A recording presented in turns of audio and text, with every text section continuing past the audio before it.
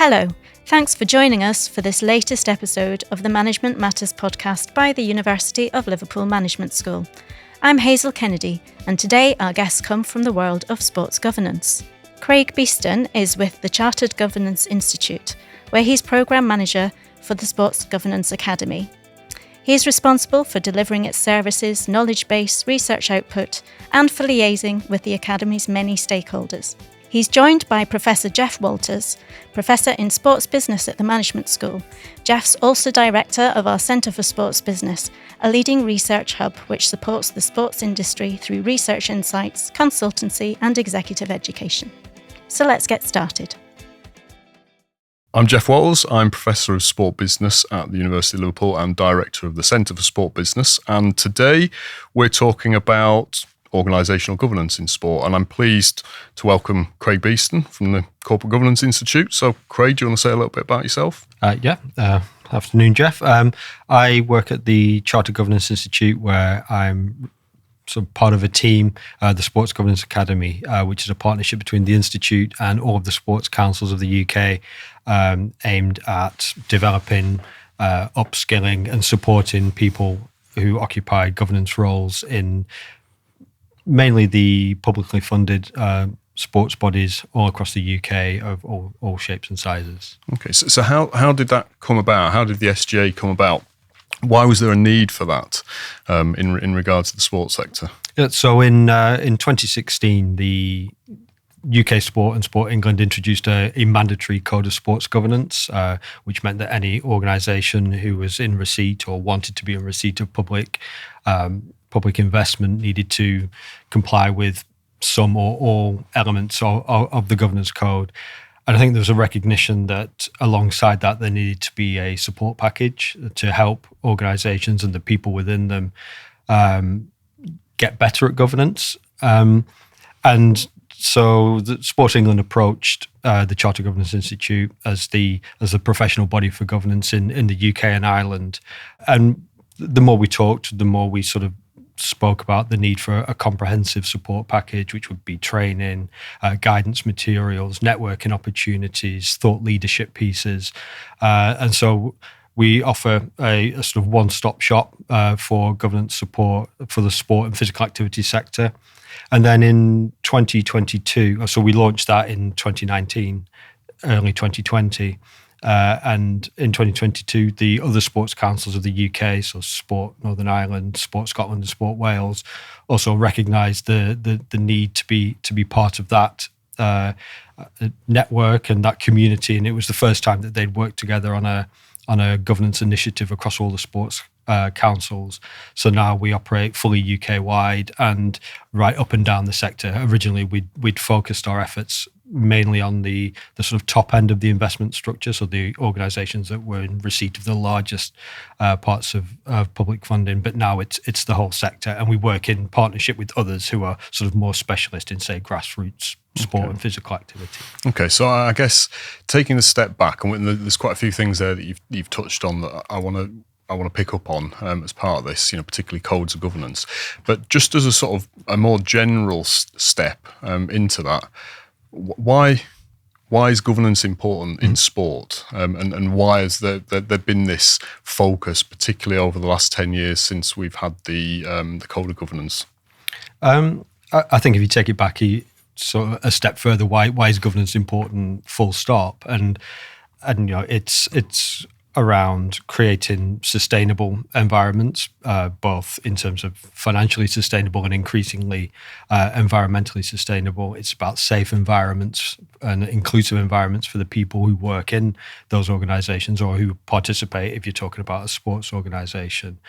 The organisations that we work with are in receipt of significant amounts of public funding, so there's the sense that you're safeguarding public investment, and we're always very conscious that the SJ itself is a custodian of public money too. So we're conscious that we're spending public money, so we need to be careful, as are the organisations that we work with. And it leads to sort of greater stakeholder trust, and obviously sport has a wide range of stakeholders. It could be the funders, it could be participants and players, it could be the parents of participants, commercial partners, the public at large. So there's a lot of stakeholders who want to see that the organisations are run well, run safely, and are the sort of inclusive environment that we want our children, our family members, ourselves to be part of.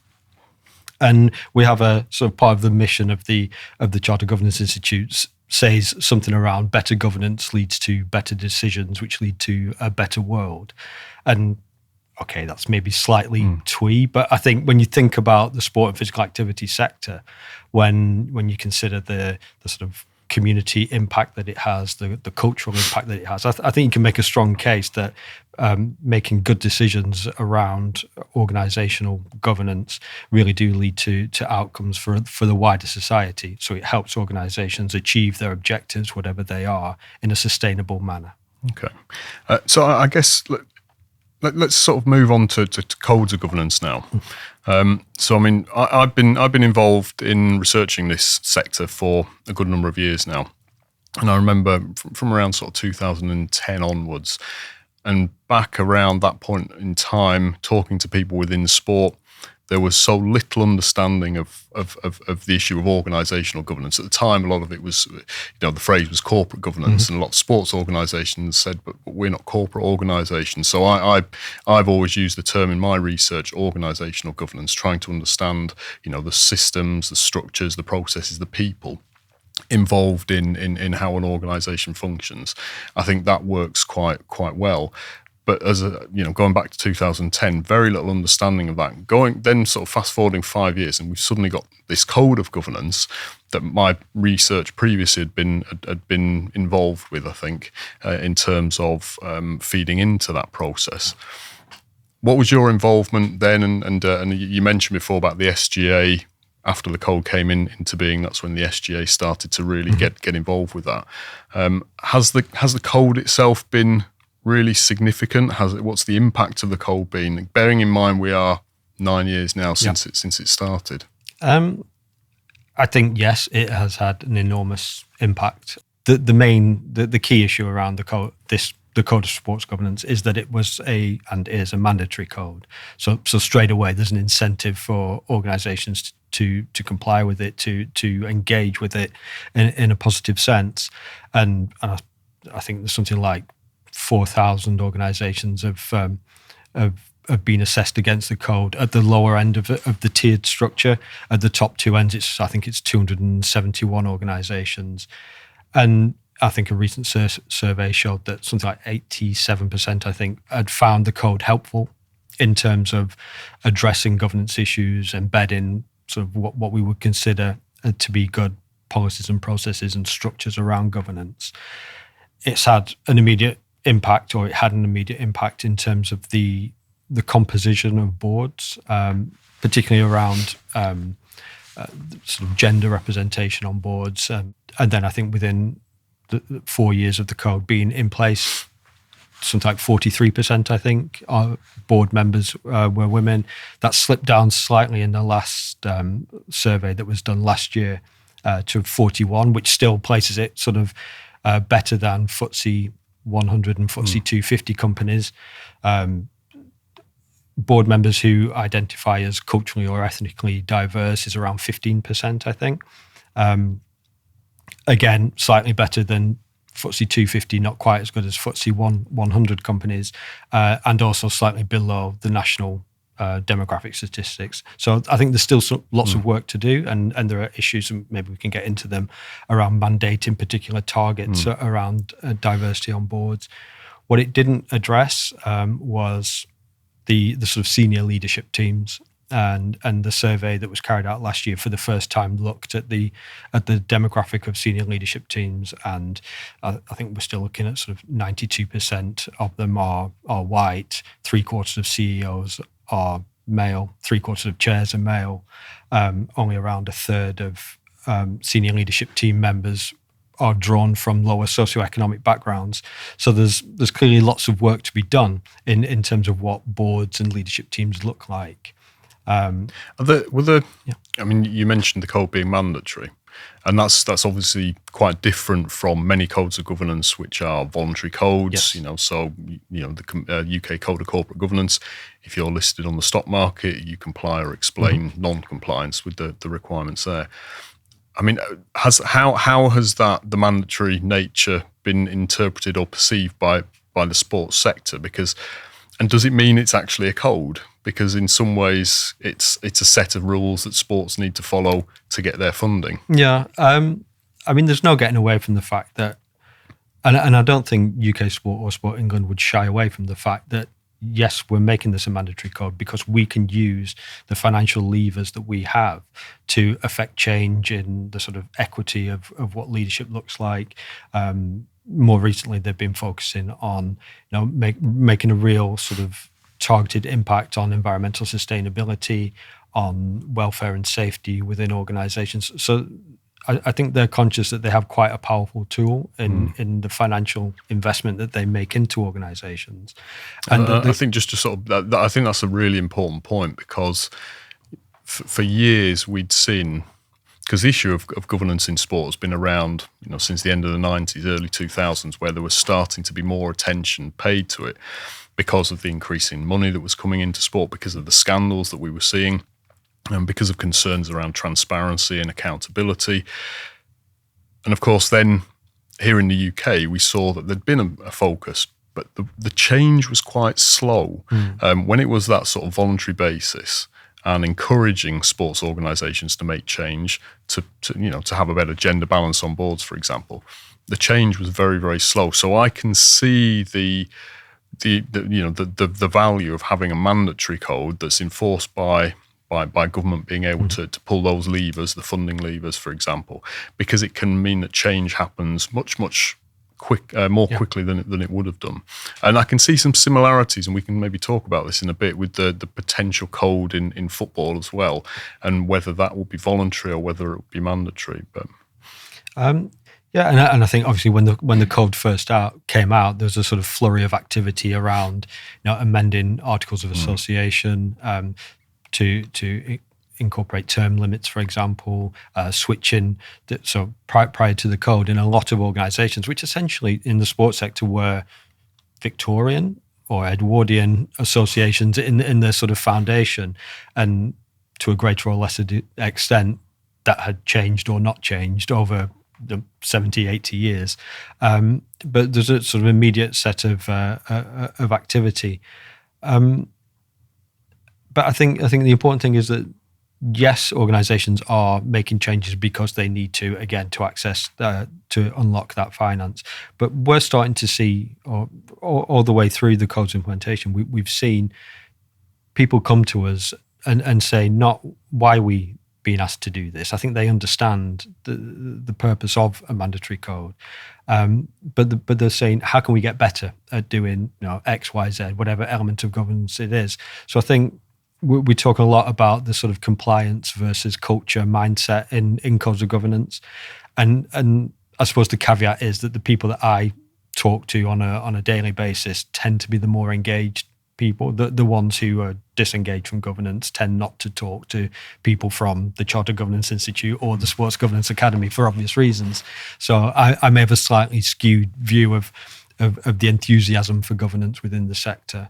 But it seems to me like it's taken on a life of its own. The sector feels to me, and I've worked in charity sector, in the education sector, and the sports sector has always seemed to me the one most open to share. It's the one most generous with its time, with its experience.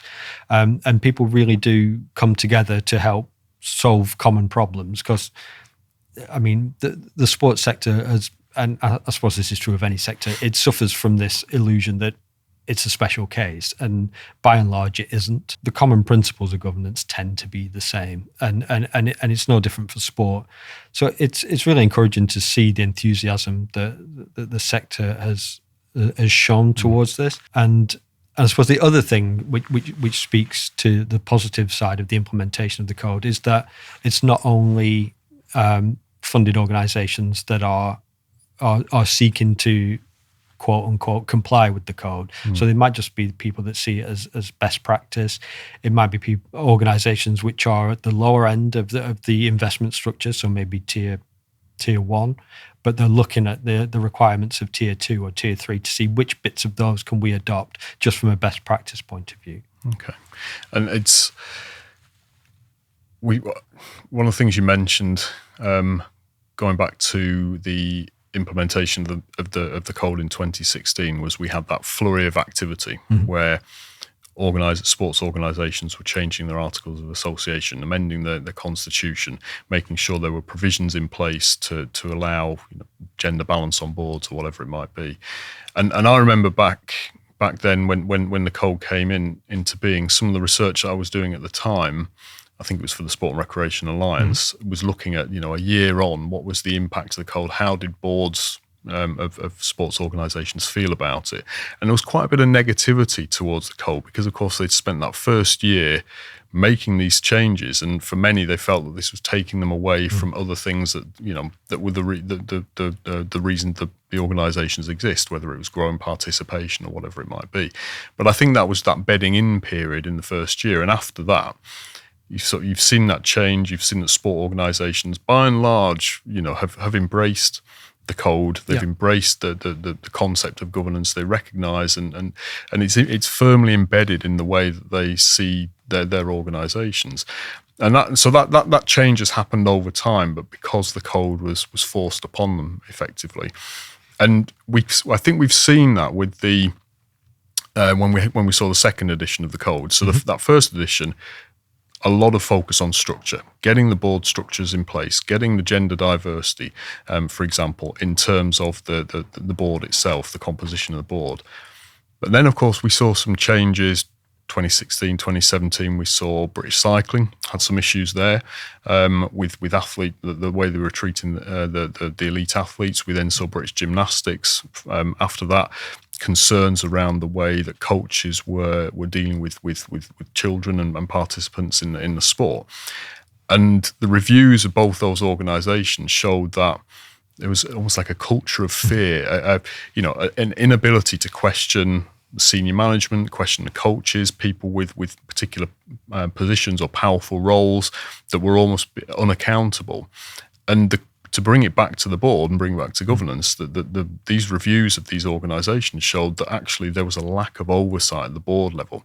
And so we then suddenly saw, with the code, moving from sort of structures, moving into this culture, processes, behaviours. And that's where I feel the industry is still sort of moving at this point, is still trying to understand that. And from a research point, and this brings me back to my own research, we can look at things like composition. I can talk about that in relation to football shortly, but it's still trying to understand the way that boards operate, the relationships between board members, the way that the board make decisions, the relationships that they have with the organisation.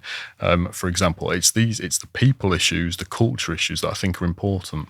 Yeah, in some ways, it's hard to sort of disentangle the sort of process side of governance and the cultural side of governance. And in those examples that you cited there are deficiencies in both. It might be that if we look at the White Review into British gymnastics, yes, there were problems of a sort of fragmented club or regional system.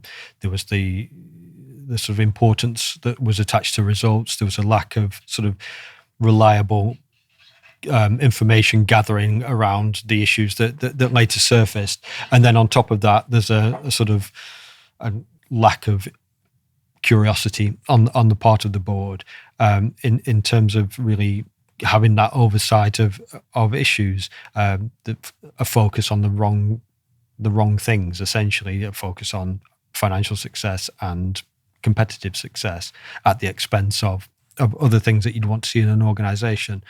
But the other side of it is, when you're talking about culture within an organisation, where does that come from?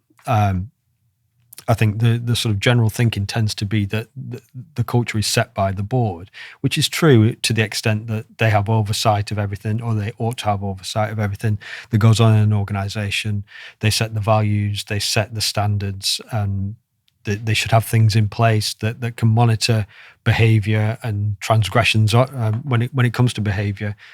But sort of thinking about it pragmatically, a board will come together maybe half a dozen times a year for a couple of hours to have its board meetings. In terms of day-to-day contact, you really, with an organisation, with the people in an organisation, you have to be looking sort of further down the structure. You should be looking at the sort of senior management team and the management team, and then the heads of department and all of that. So it's quite difficult to say that a board has responsibility for the culture. Yes, it does. Of course it does. But then it's when things don't go as they're supposed to be going, or they don't live up to the standards and the values and all of that is set by the board, then does the board have sight of that? Do they take proper action against that? And we also talk about culture being that you can have as many and as well designed, as well written policies and procedures and processes as you like within an organisation. If people don't observe them, don't adhere to them, then they're next to useless, really. Yeah. So what is the culture? Is it the provisions of a policy, or is it actually the way people do behave in practice? Yeah. I mean, there's a lot there that resonates with me. I mean, I'm a trustee on the board of Everton in the Community. Yeah.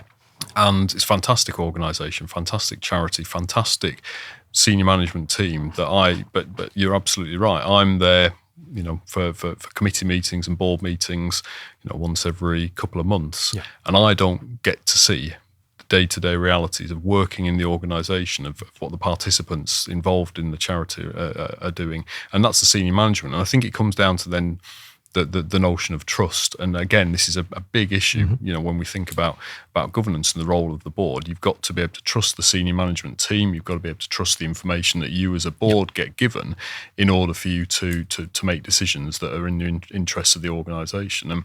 And that there has been this move, this idea that boards should set the tone from the top, and I don't disagree with that. But actually, the practical reality of that is challenging, because you don't know how the lived experience of people working in those organisations. Yeah, but I mean, presumably, from your experience at Everton in the Community, you have confidence not only in the management team, but also in the reporting structures that lie between yourselves as trustees and the senior management team.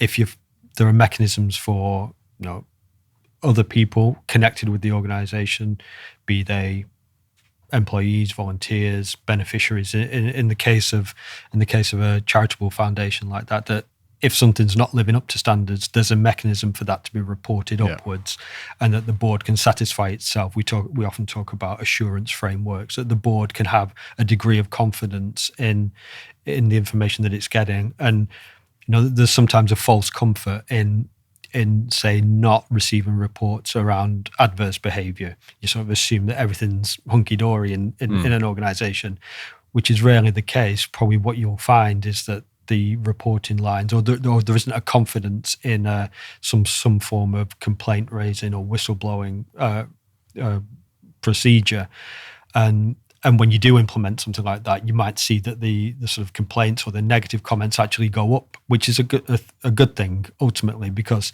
it's far better to know that there's an issue in one area or another, which you can address, rather than just assume that there's no issue whatsoever. But I think this raises an important point. That's often overlooked. It's this idea that governance is a sort of fix-all or a cure-all. That you put in place a governance code, for example, and that's a panacea then for everything's going to be fine. But we know it's not. We know that there will continue to be issues in organisations. There will be allegations of corruption or mismanagement or all sorts of problems, whether it's mistreatment of employees. But the point is, as you said, having in place governance processes allows you, I guess, firstly, to minimise the chance that these issues will arise. But when they do, there's a clear policy, a process, procedures in place to be able to deal with it. So there's accountability there. Yeah. And I think that to me is important when we think about governance and when we think about governance codes, this is a nice segue into that thing.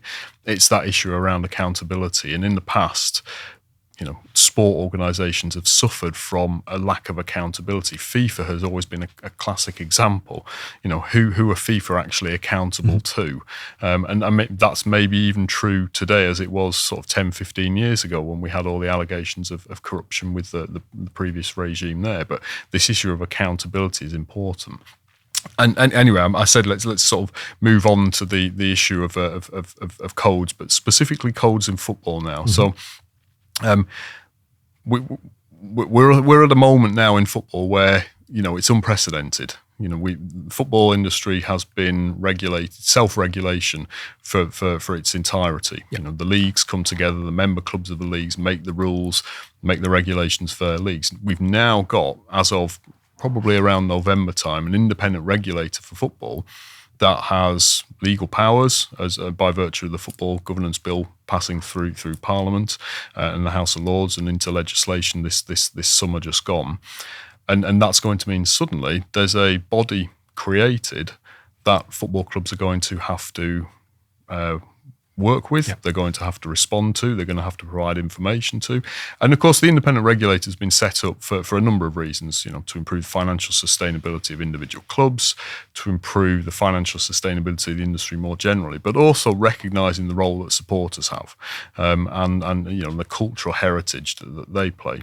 But from my perspective, to bring this back to this conversation around governance, one of the things that the Football Governance Bill mentions is that the independent regulator will bring in a code of practice for football clubs. So to me, that's clear. There is going to be a code of governance at some point in the future for football clubs to report to.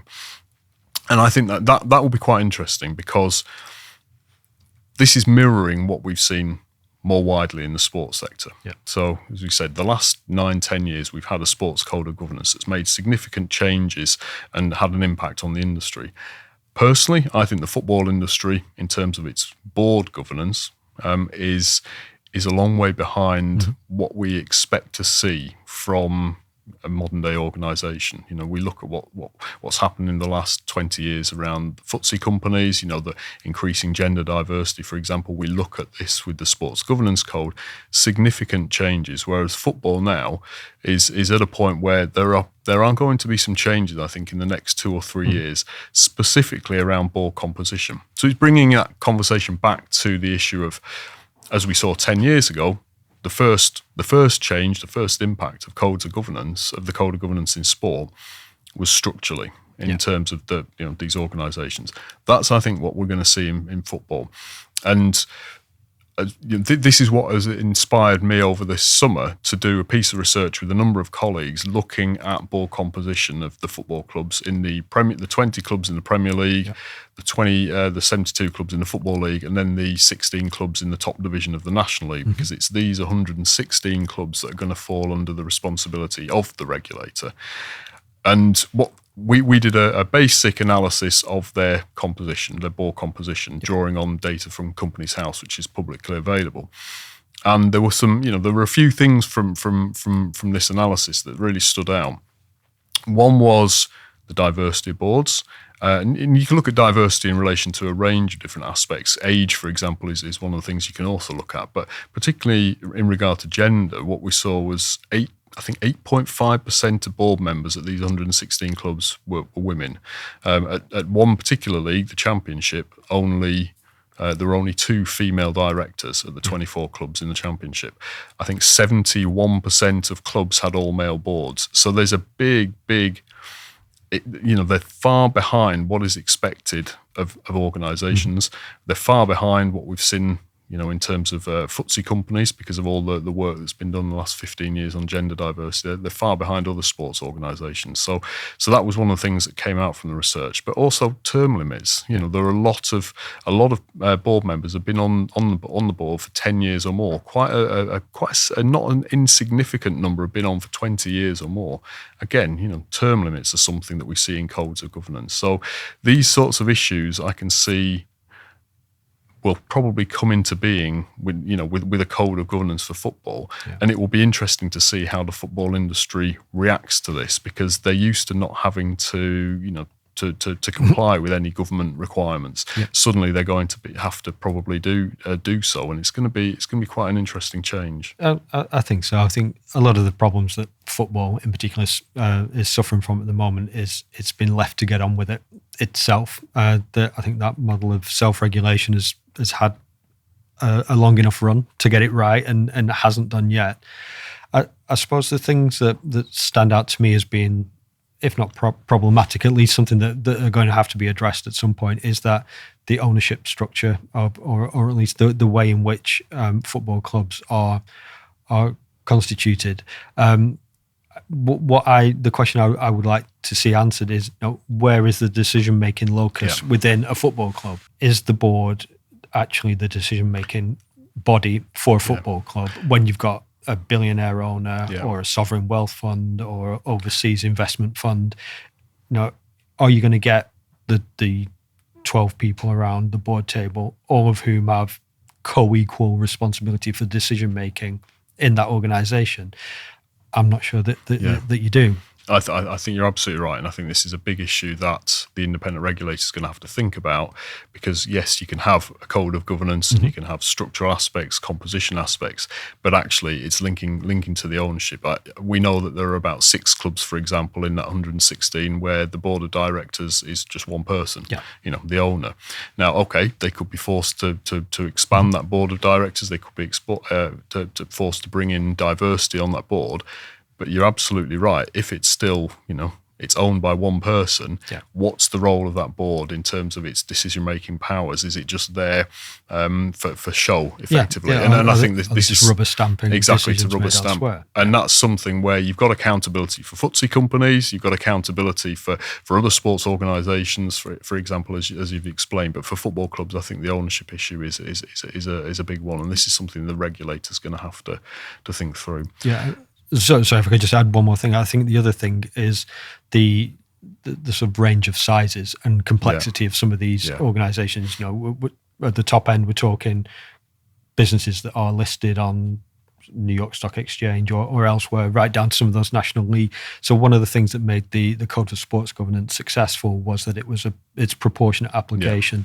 So it adopted a tiered approach that, at the top end of the investment structure, it was much more prescriptive in terms of the requirements that had to be complied with, sort of abating the further down the structure you go. Alongside that, it was quite a conversational approach, and maybe that's something that the regulator will have to take into consideration, is that you can't expect immediate compliance. There will need to be a roadmap to compliance for some of these clubs, and that being on a roadmap counts as being compliant in the present. And sort of working with clubs to understand, what's proportionate, what is too much, what is too little. And also the other thing that made the Code for Sports Governance successful in its implementation, I think Sport England and UK Sport understood that the sector needed help, they needed guidance, they needed support to get to where they wanted them to be. And I think some of the problems are so endemic in football as a sport, both structurally and culturally. There are some serious cultural problems around risk taking and control and issues like that. They're going to need some help to get there. There'll be some period of they're currently consulting on some of the sort of sanctions regimes and the owners and executive tests.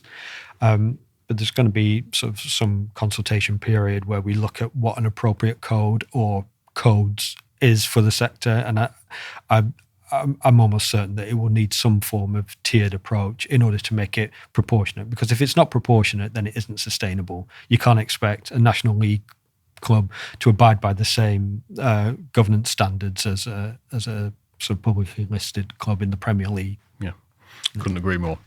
Well, thank you ever so much, Craig. Thank you. That was the Management Matters podcast by the University of Liverpool Management School. Thanks again to our guests, Professor Geoff Walters and Craig Beeston. Details about the Centre for Sports Business can be found on the Management School's web pages at www.liverpool.ac.uk/management. Thanks for listening.